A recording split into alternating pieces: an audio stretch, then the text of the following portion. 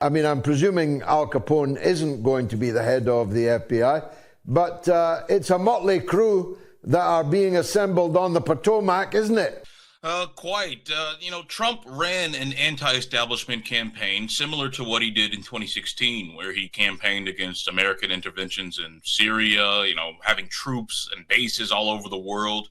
And he took the anti-war lane against that war hawk Hillary Clinton, who was campaigning on escalating war with Russia. And that resonated with voters to the point where, he defeated her.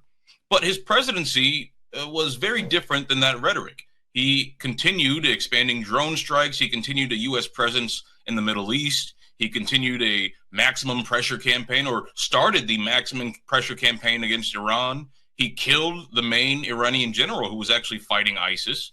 All of this because he hired and surrounded himself with neocon warhawks.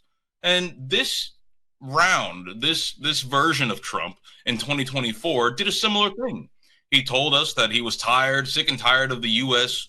wars and sick and tired of all the waste that's coming through the Pentagon.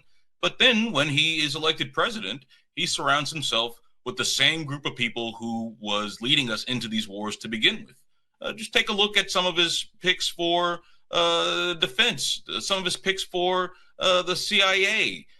None of these people are peaceniks. None of these people are trying to reorient the American empire.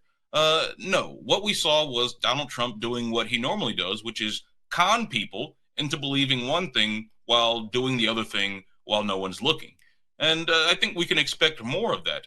We can expect that the bipartisan consensus on foreign policy will remain, despite all the rhetoric on one side or the other about who wants peace and who wants war. No, Donald Trump represents the establishment, plain and simple, and we can expect that much of the establishment policies will continue or even escalate